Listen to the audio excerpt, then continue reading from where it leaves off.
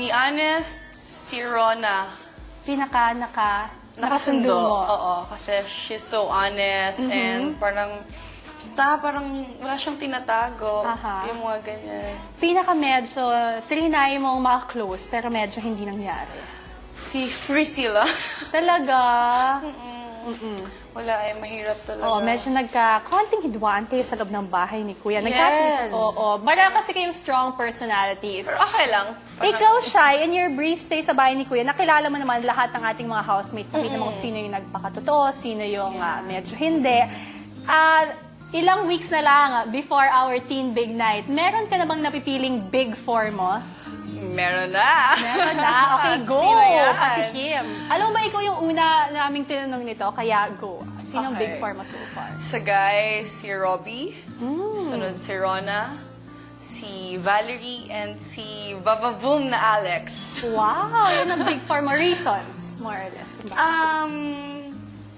Parang they deserves it. Parang sobrang kailangan nila yon or sa mga ginagawa nila sa house.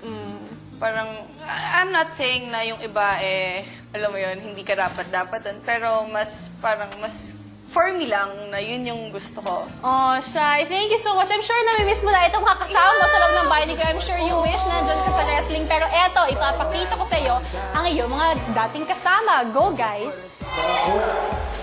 Alex Vavavoom, fight! Fight!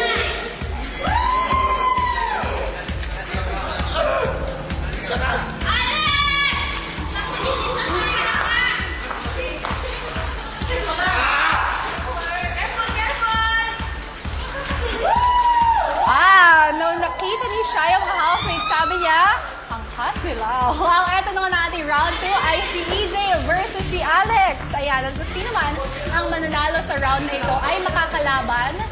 Sino? Sino makakalaban niya? Sino nalo kanina? Kung sino ang nanalo sa first round. Shy, sino sa tingin mo sa kanilang dalawang mananalo? Go for... Alex! Pero si EJ, in fairness, malakas yan. In fairness dun sa mga military training, si EJ talaga ang mahilig dyan, ano? Ano nga ba yan?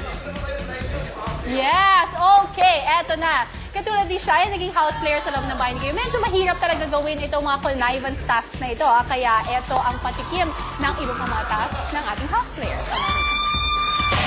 Kinausap ni Andy si Maikan para sa kanilang mission kay Robbie. Kailangan parang mag-act akong clumsy sa harap niya. Parang nahirapan ako. So, ang ginawa, may tatlong kailangan gawin.